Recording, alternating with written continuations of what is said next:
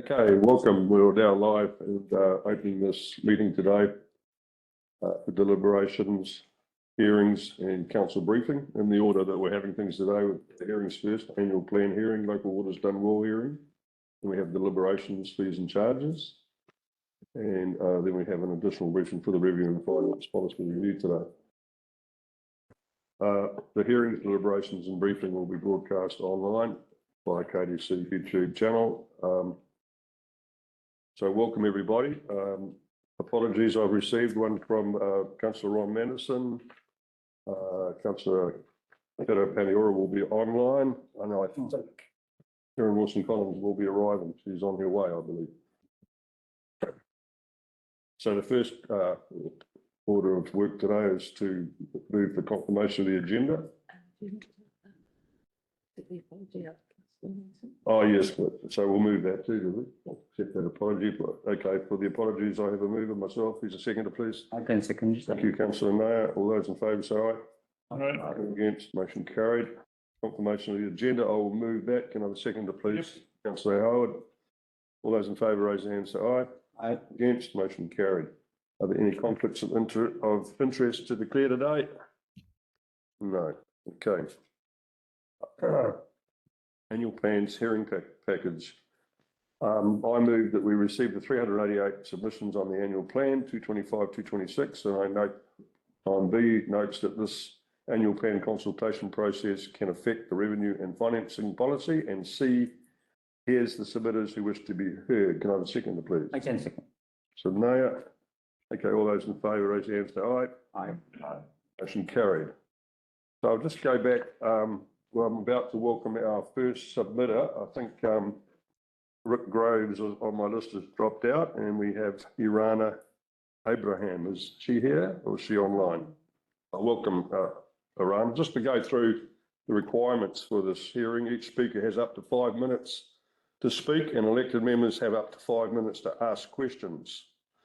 Please refer to the hearing and deliberation guidance for elected members document, which is attached. Submitters can speak to topics they have addressed in their written submission that are specific to the consultation topics. Elected members' questions should be specific to those topics.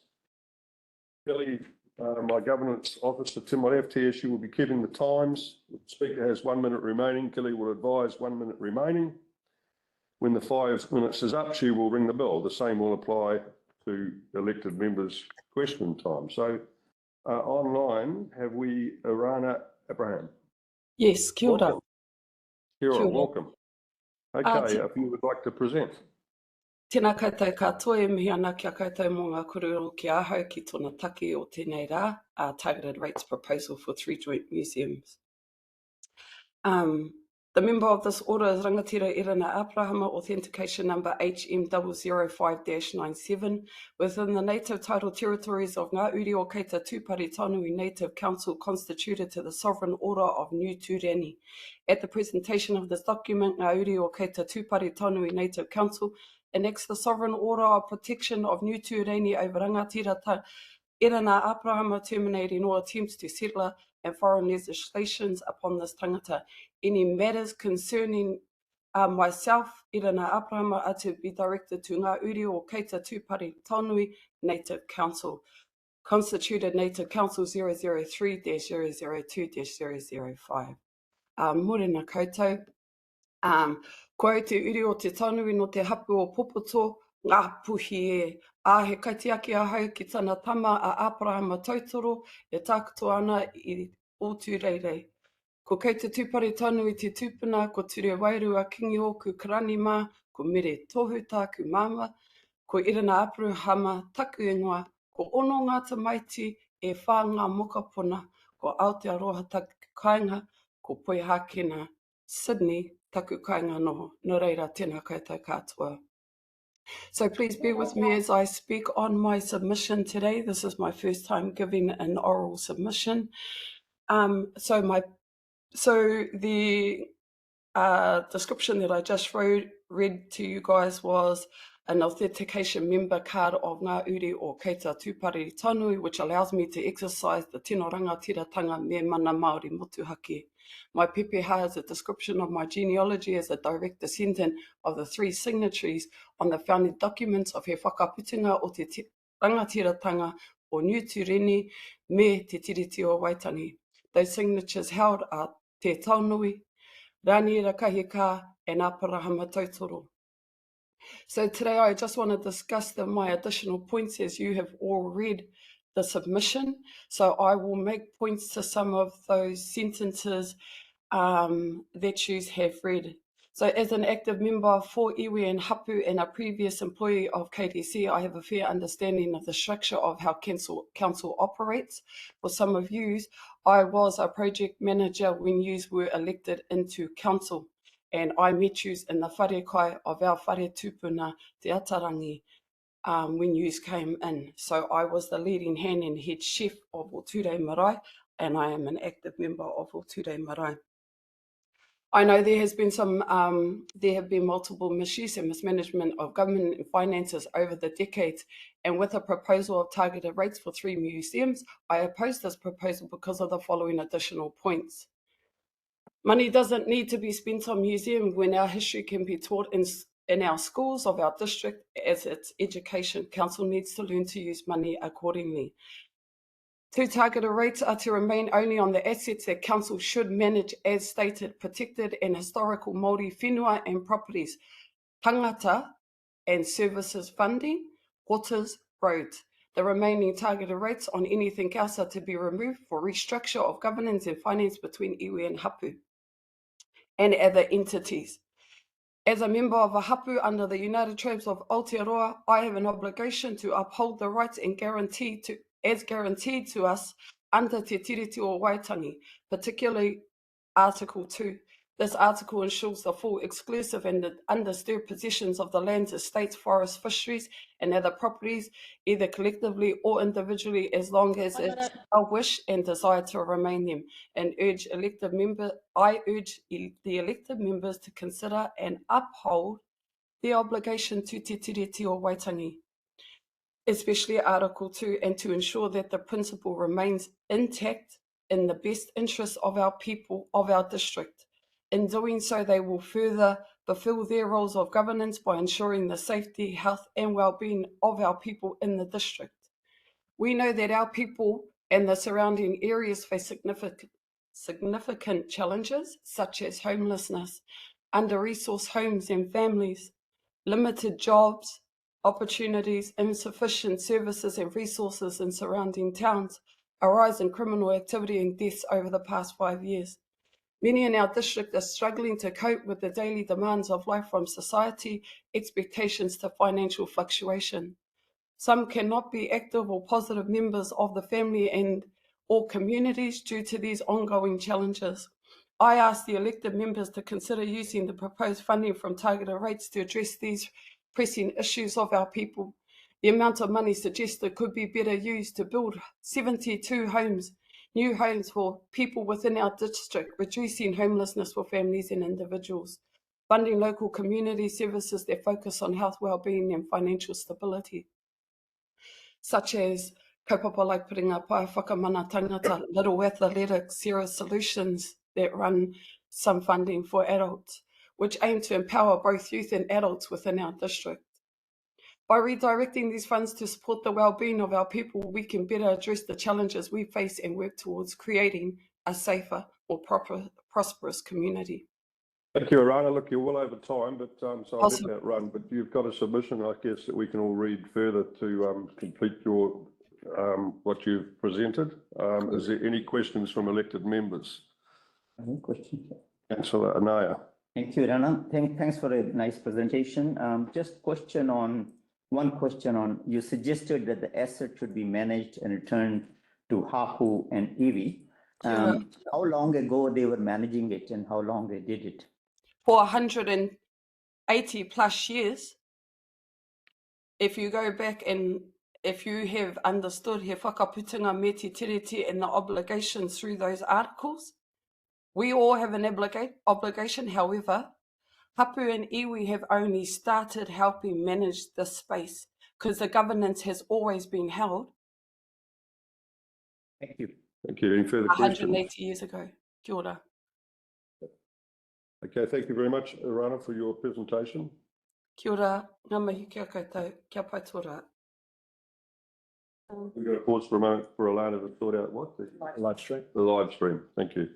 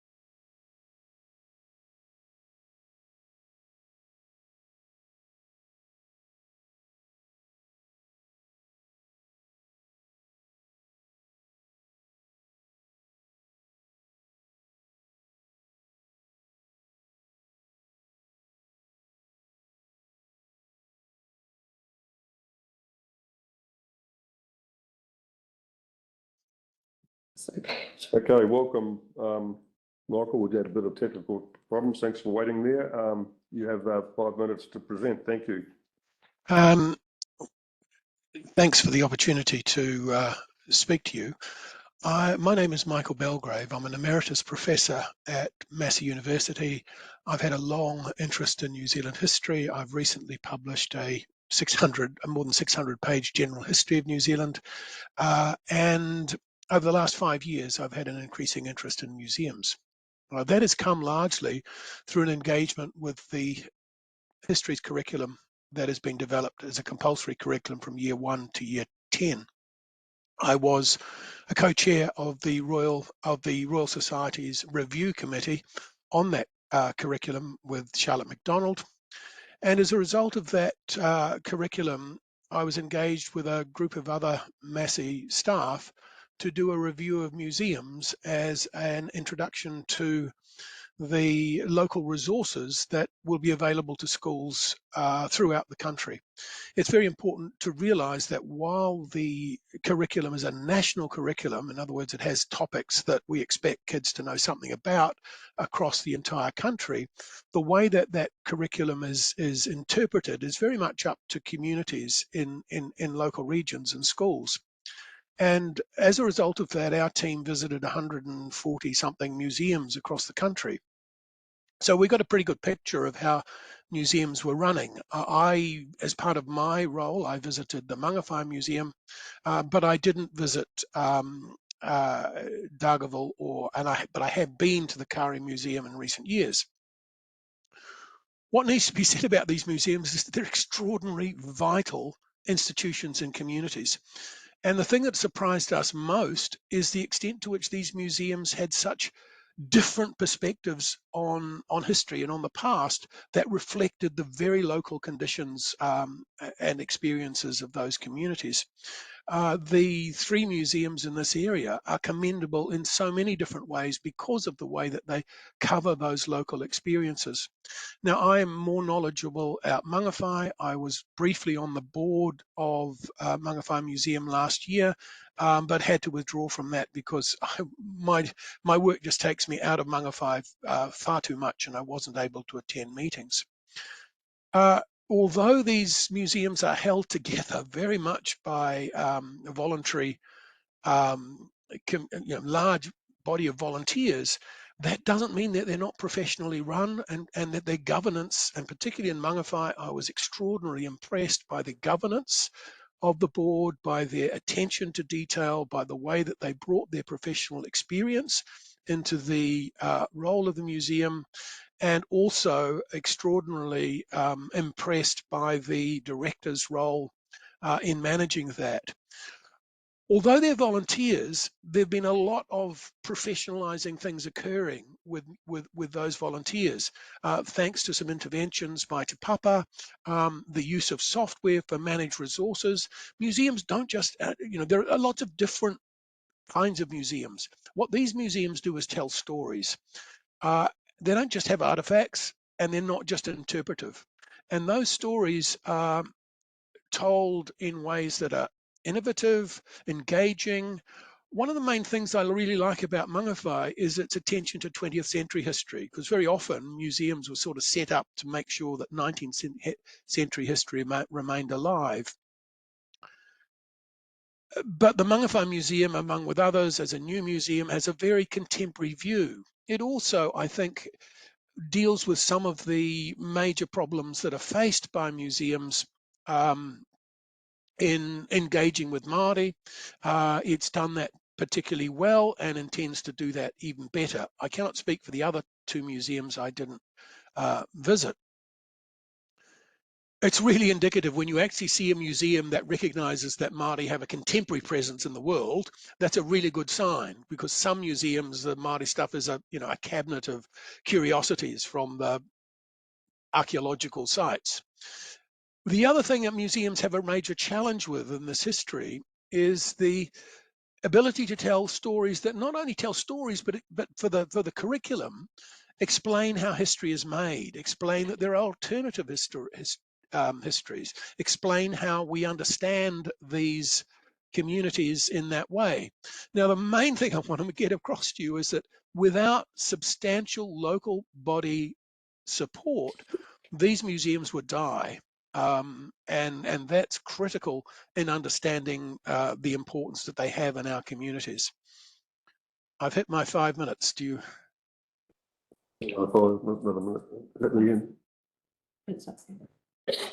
Okay, if you just like to briefly conclude, that would be good, and then we'll have questions of you. Thank you. Yeah, I just want to reiterate that apart from the main centre museums and the national museums, these museums require engaged and supportive support. And that means ensuring that at least there's a basic resource there to keep the lights on, basically.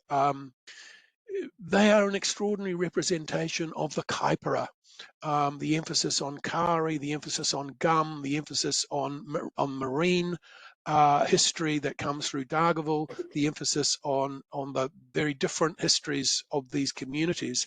And it's really important that they keep there for the for the life of these communities. Thank you, Michael. Any questions, Michael? Councillor Nair. Thank you, Mr. Mayor. Just a quick one. You mentioned that you have been to other museums. You haven't been to Dargaville. Maybe you should. The question is more related to, you said they should be done and supported by the local as a constant ratepayers every year, targeted rate. Don't you think that they should be professionally managed financially, and they should be self-sustaining based on grants and donation rather than ratepayers? No, I certainly don't. The evidence that and we can argue about how much support ratepayers should provide and what it should be. Museums are engaged in that ever searching quest for funding from trusts and the like. There is a lot of support that comes from, as I say, Te Papa, which is technical support, which is really important. But I think an aspect of ratepayer funding is critical for the survival of a museum of the quality of the museums that you have in your region. These things, you know, and I'll say that having looked at 140 museums. I didn't go to Dargaville, but other people did as part of the research team. Thank you. Councillor Vincent. Thank you, Mr. Mayor.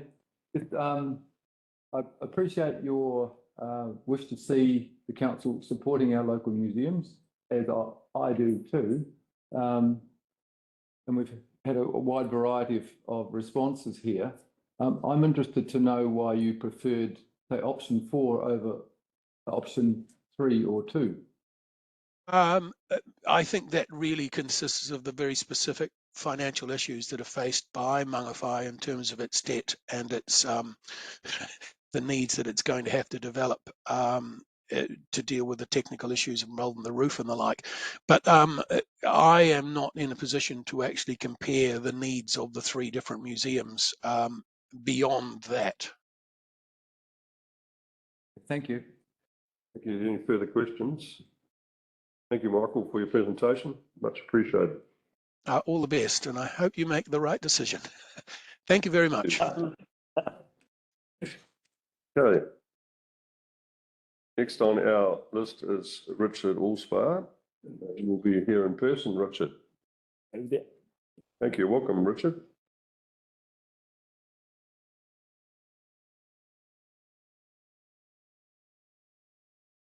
You ready? Yes, welcome. I'm having difficulty just sort of seeing. I just had cataract operations done, getting used to it. I had both eyes done because if I didn't have both eyes done, somebody would have accused me of being one-eyed. But leaving that aside, I had to keep putting glasses on and take them off. I'm here because you asked 3 questions. And I particularly wanted to answer the 3 questions which you asked. And the first one was around the issue of the museum levy, or the proposed museum levy. I've made a submission on that. I'm not going to read it, but I just want to add a couple of points. I'd have to listen to the previous speaker about the importance of museums, which I do endorse completely. But let's talk about the current situation. I would be reasonably certain that the majority of written submissions would be opposed to a district-wide levy. That's understood, but it should have been expected, because you never ask turkeys if they're in favour of Christmas dinner. But there is another dimension that needs to be considered. Over the last couple of years, Council has been aware of and tried to overcome the East-West split. And I have to here give credit to the Mayor. He spent an awful lot of time in Dargaville, recognising that there was this split between East and West, and we need to actually get over that if we're going to be an effective council. If you go ahead, sorry, if you go ahead and write off the $100,000 worth of debt to the Mangawhai Museum, and I should ask, I've been around for a long time, but I can't remember, did any of the other museums get that kind of a support leg up at the start? Probably not well. Nonetheless, it's something which will be brought to the fore when people consider the impact of writing off $100,000 worth of debt. So if you're going to do that, without addressing the proposal of a district-wide levy to benefit all 3 museums, you will just exacerbate this east-west split, this schism that exists below the surface of our district. In this regard, the 40 cents per week per rateable property that you're proposing should be considered as an investment in unity, as well as securing historical archives, anecdotes, etc. By the way, there are 2 museums in Dargaville, but please just keep it simple. Split it 3 ways, make it across all rateable properties, the same levy, split it 3 ways. That's on the museum levy.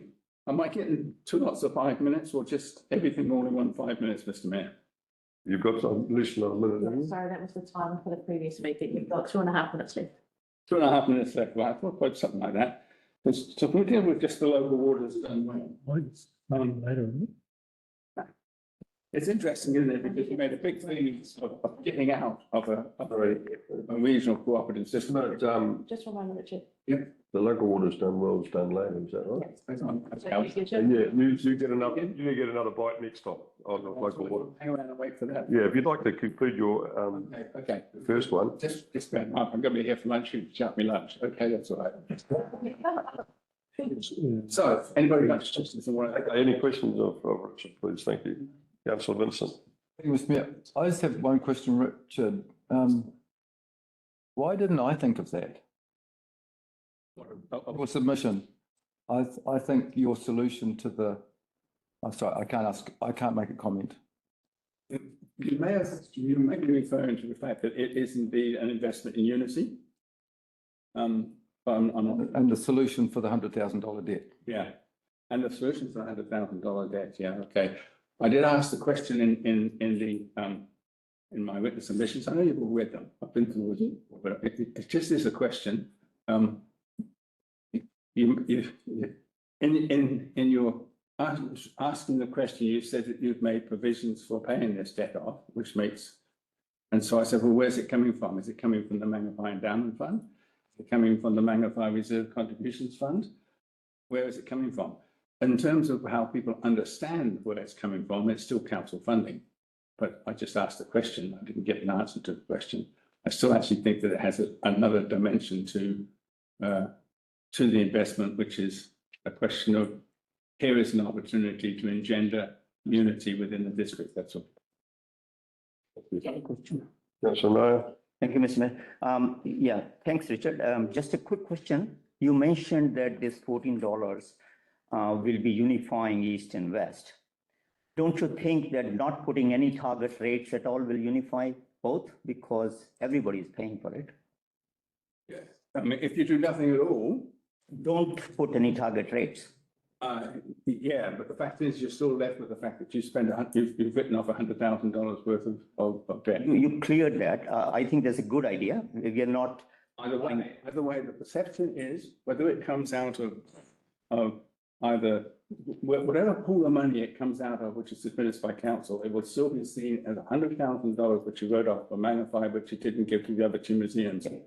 And quite frankly, for the investment of 40 cents per week for available property, I think it's a bloody good investment to actually promote the unity with that targeted rate to make certain you don't get a exacerbated schism because of what you plan to do in Magnify. Thank you. Thank you. Any further questions? Thank you, Richard. And I'll now sit and wait for them to share. Yeah. So we have Ricky. He's not coming. Okay, so that completes the presentations. Thank you very much.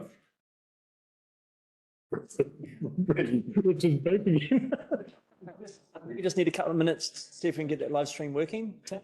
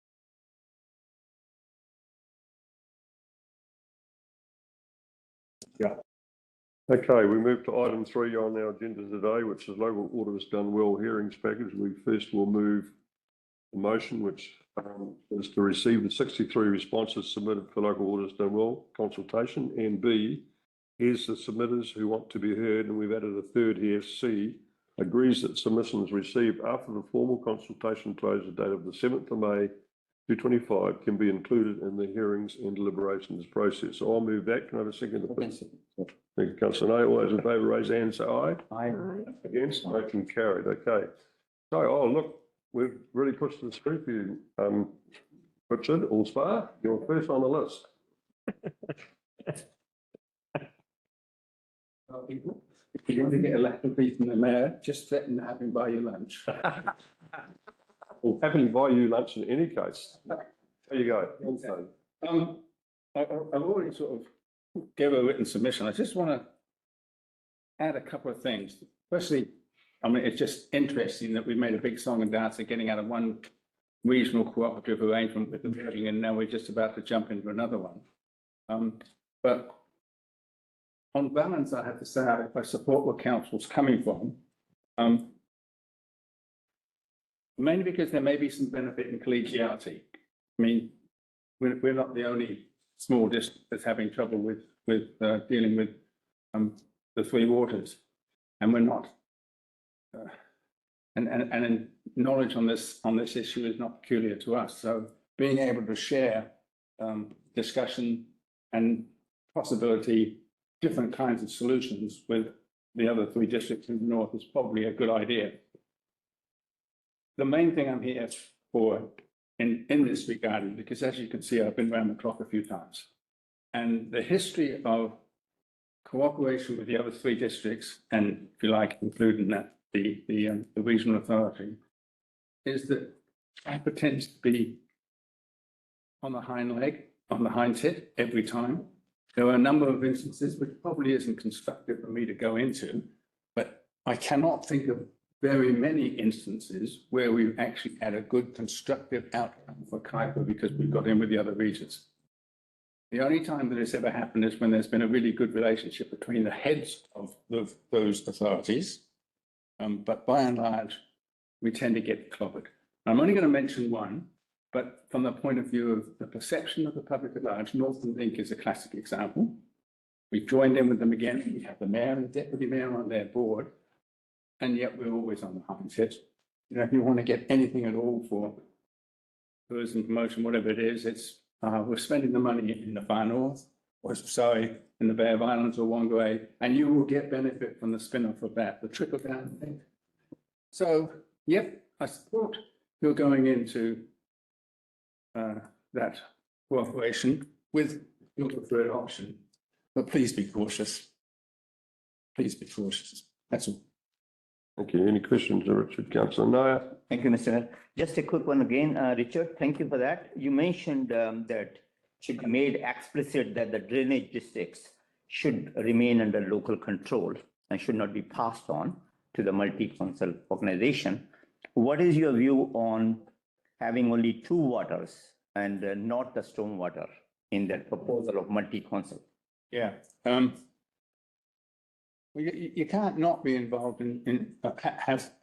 be involved in discussion on stormwater, because believe it or not, you're going to be under pressure from all sorts of people for all kinds of stormwater mitigation, not the least of which would be from roads.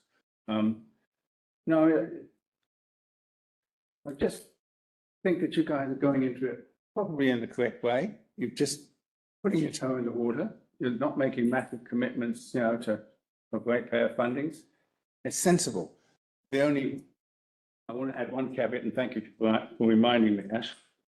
Please make it quite plain in any negotiations you have with the other councils that the district drainage schemes, including Ralph here, are not part of anything to do with the rest of them, if they don't do it properly. Thank you. Okay, any further questions? So, Lambeth? Okay. I've got one for you, Richard. Thank you. Through the mayor. In your submission, Richard, look, I know you've been around a while and you got your finger on the pulse, but you mentioned in your first paragraph for question 3, it potentially to make some councils at least technically bankrupt. Could you explain your thoughts behind that, please? Yeah, I do. I mean, this goes back to my talking about the failure of councils to really engage with government on the question of free waters. Because the reality is the government of the time knew that this was going to happen. What's not really focused on, I should say, very long answer, what's not really focused on, the study tour to Scotland in March of 2017 was done because the then Prime Minister, who was Bill English, by the way, it's a national government that did this, knew that the state of the three waters amongst the body, local government bodies is so bad that to bring them up to speed properly would in fact break some councils. I mean, that's, it would indeed. And I think that's still the case because it hasn't been addressed properly. I don't personally know of a single solitary local authority in New Zealand where their free waters, and let's talk specifically sewage, where their sewage, wastewater, is up to standard. Auckland closes its beaches every bloody year to swimming, and there's not a dairy cow in sight. Right? To do it properly is billions and billions. And I don't know that we've actually got the right discussion going, A, about how it's going to be funded, and B, the technical solutions which are there to be used, which, might actually be cheaper. We spent so long actually trying to, in the last 4 years, trying to keep control, that we've lost sight of what we should be doing is how can we actually get on top of this problem? And so the potential for, as I said, collegiality is important because it does mean that we start a discussion which is outside of politics. Further question? You also mentioned about the local drainage schemes. I think there's in the 30s or 40s of different drainage schemes. The biggest one you mentioned was Raupo. You realise It's land drainage, not storm. I'm talking about land drainage, yeah? Yes. Yeah. Yes, and do you realise that stormwater has been taken out of the? That's not stormwater. Can you explain, please, what you're talking about with those drainage schemes?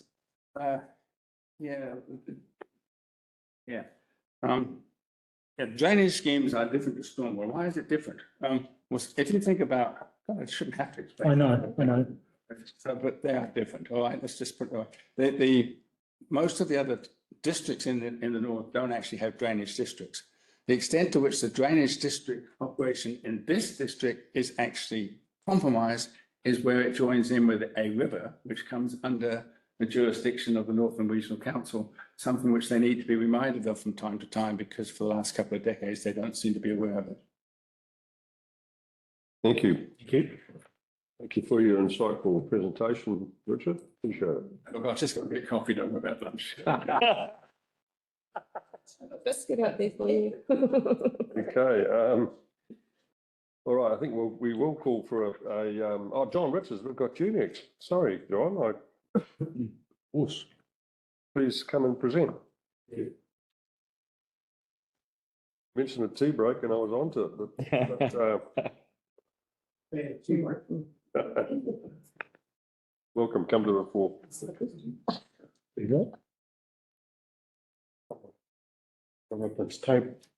Well, thank you for giving me this opportunity to talk to Free Waters then again. My preferred option was the option 2, and because the other options are conduit to eventual private ownership, and whoever controls the water controls the food, and by retaining ownership means that KDC can choose to develop its own solutions, and these can be more resourceful and cheaper than going with the herd where the KDC will be paying for the council's grandiose schemes. There have been other, I've got here also, the service conducted after a 17.5 million private scheme was announced to Dargaville, and therefore the survey appears to be irrelevant. That's the point I wanted to make. The I think that we can do better than 17.5 million. And I think that, what Richard said, there's other costs going to be involved. And if we're spending $70.5 million on getting water from Glens Gully to the freezing works, then somebody's got to pay.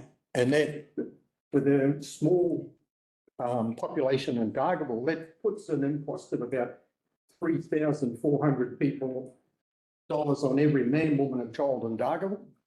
And that's, to me, is reckless and irresponsible. Then also the $17.5 million scheme is flawed because it puts a pipe across the river and another pipe across the river further up, and both those become silt dams. And that, if that river is silting badly and it's reducing the water capacity, and if you stand at the boat and look across the river, you'll see a line of trees inland. Those trees were on the riverbank. People used to row across the river and tie their boats up to those.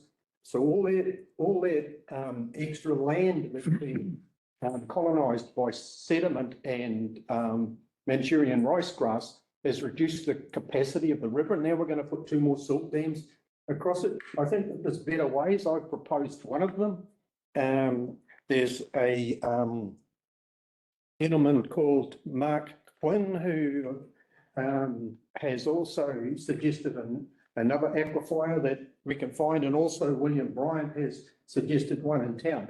So I think that we need to pause here and have public meetings and find out if we can find cheaper Dargaville ideas to provide water for the township. And I'm sure that we can put our nuts together and find them, you know. And once this has been done, I mean, the collective wisdom in this room is quite large, and in Dargaville, there's a lot of talent in Dargaville, and I'm sure that we could come up with better schemes. The scheme that I proposed myself was, before this all came up, was to, this is a plan of a tank farm, which is 30 tanks. This is 900,000 litres of storage, because we've got no storage in town. This provides storage. And this is basically under 100,000 for this. Now, this requires some more work, but this particular way has there's a corridor down the railway line where we could bring a pipe from what I'm hoping is a spring fed up in Tutamoi. Tutamoi already supplies water for a number of rivers, 2 of which flow through the town.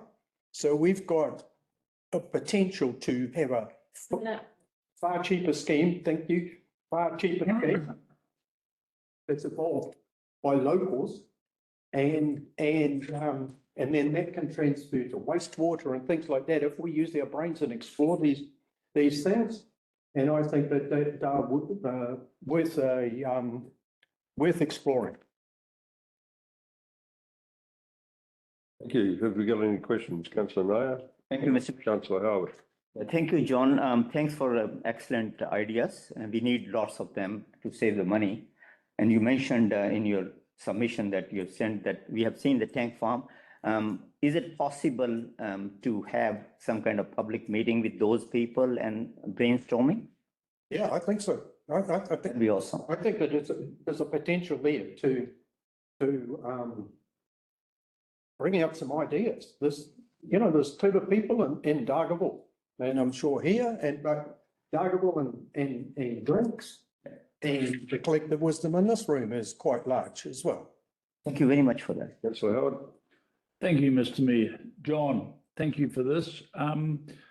I take interest in your focus on option 2, the in-house model.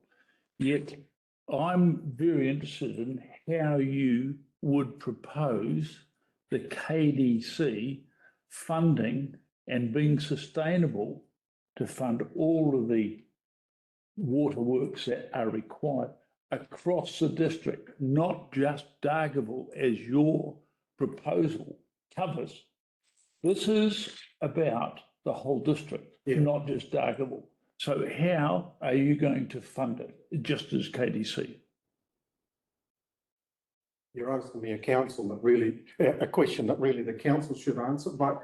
Well, you put the proposal. I did put the proposal, and I guess I've got a local focus because every year Dargaville goes through this period where we've got level 4 water restrictions where if you go outside and spit, there's a fine, you know, and this scheme here was to overcome that, you know, my tank farm idea was to overcome that. I realise that maybe it's a transferable idea and we can go to other water sources and cheap reservoirs. It's a cheap reservoir. You don't have to dig a hole or anything, you know? And basically, you're correct. My focus was on Dargaville and Bailey's Beach. And funding it is something that needs further discussion. But this here is cheap.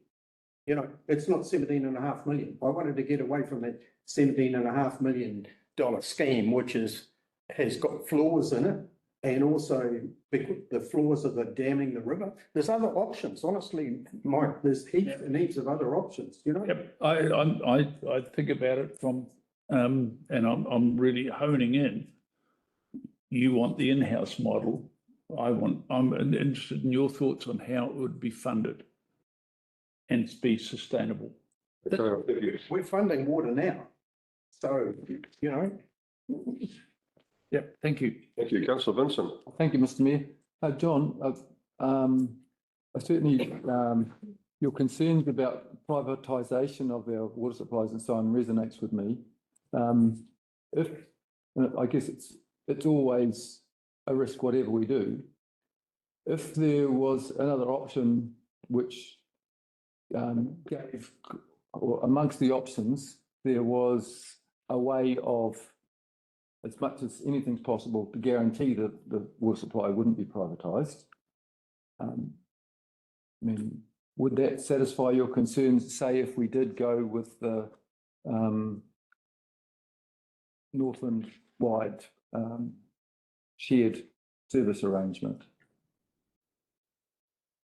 I think it's possible, yeah, because I'm cautious about the control, that we lose control of the water, and basically water's the staff of life, you know, sort of style, and if we lose control of it, then other people can control what we drink, what we eat, and so on. And already there's, you know, 10,000 hectares of food producing land has gone under pine trees in the north. You know, that's ridiculous. Hey. Okay, thanks for that. Thank you. All right, thank you, John, for the presentation. We will break for a cup of tea and come back at 25 minutes past 10? Do you want to make it 10:30? 10:30? Yeah, I know we're online, 10:30.